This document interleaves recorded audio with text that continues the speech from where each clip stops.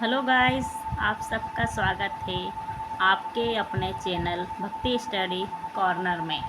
आज हम संज्ञा और सर्वनाम के बारे में चर्चा करेंगे। संज्ञा को इंग्लिश में कहते हैं नाउन और सर्वनाम को कहते हैं प्रोनाउन। ठीक है, आज हम आपको संज्ञा और सर्वनाम के बारे में समझाएंगे।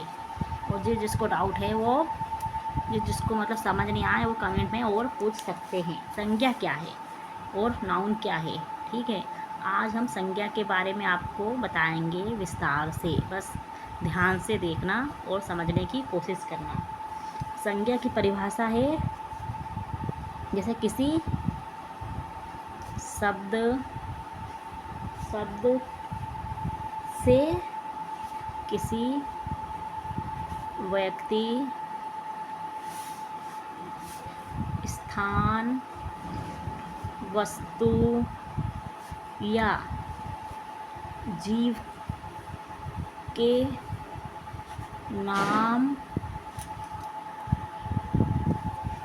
नाम का पता चले उसे हम संज्ञा कहते हैं, नाउन कहते हैं। मतलब किसी शब्द से किसी व्यक्ति, स्थान, वस्तु या जीव के नाम का पता चलता है उसे संज्ञा कहते हैं। अब इसके उदाहरण बताते हैं आपको हम। जैसे इसमें क्या दिया, पहले किसी व्यक्ति, तो व्यक्ति जैसे व्यक्ति, तो व्यक्ति होगा। जैसे उदाहरण के लिए राम, सीता, तो ये क्या है, व्यक्ति। अब स्थान जैसे हो गया है, उदाहरण के लिए दिल्ली और स्कूल, ये हो गए स्थान। अब उसके बाद क्या, वस्तु। जैसे कोई वस्तु के स्थान पर जैसे तो किताब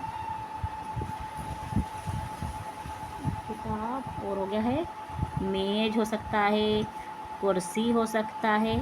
मतलब वस्तु आती है। उसके बाद जीव का नाम, जैसे कोई जीव का नाम, तो जीव में आएगा हमारे गाय हो जाएगा, शेर, मतलब जितने भी जीव है। मतलब तो किसी शब्द से व्यक्ति, स्थान, वस्तु या जीव के नाम का पता चले उसे हम संज्ञा कहते हैं। आपने संज्ञा समझ ली है। अब आते हैं सर्वनाम। सर्वनाम को इंग्लिश में कहते हैं प्रोनाउन। मतलब जो शब्द, मैं आपको परिभाषा समझाती हूँ। जो शब्द संज्ञा के स्थान पर प्रयोग किए जाते हैं उन्हें हम सर्वनाम कहते हैं। मतलब जो शब्द संज्ञा के स्थान पर प्रयोग किए जाते हैं उन्हें सर्वनाम कहते हैं, प्रोनाउन कहते हैं। अब हम आपको उदाहरण के माध्यम से मैं समझाती हूँ। देखिए उदाहरण, जैसे राम स्कूल जाता है, वह रोज पढ़ता है।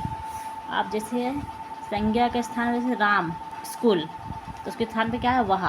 ठीक है, समझ गए आप। ये वह जो हमने प्रयोग करा है, राम स्कूल जाता है, वह रोज़ पढ़ता है।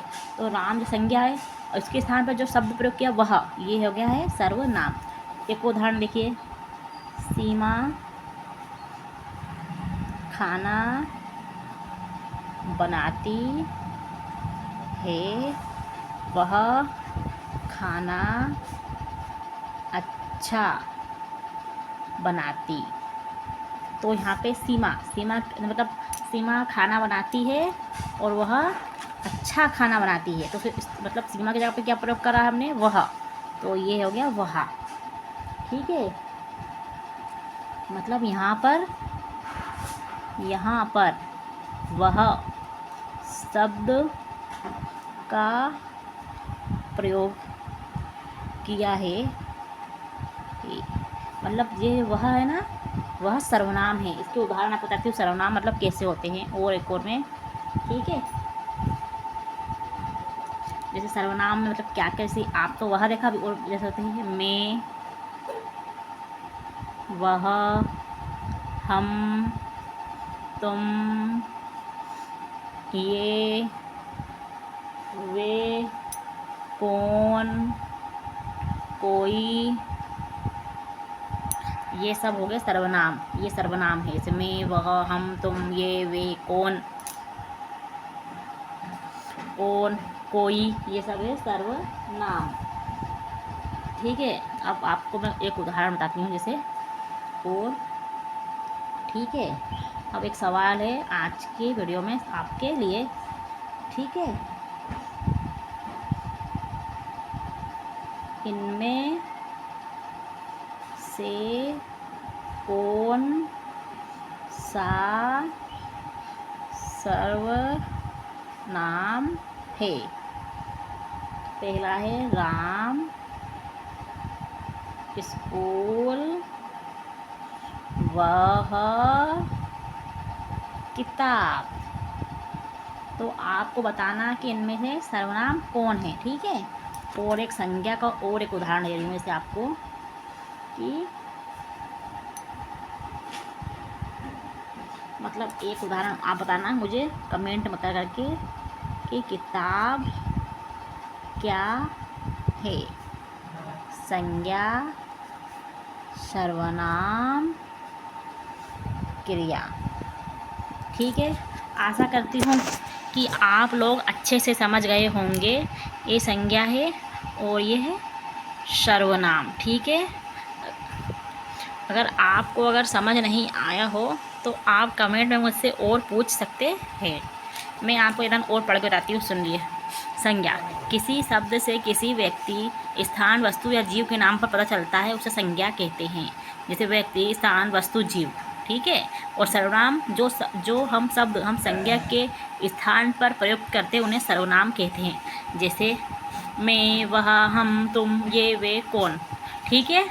चलो, जिसको समझ नहीं आए वो कमेंट में पूछ सकता है। और वीडियो अच्छी लगे तो लाइक, सब्सक्राइब करें, कमेंट करें। Thank you.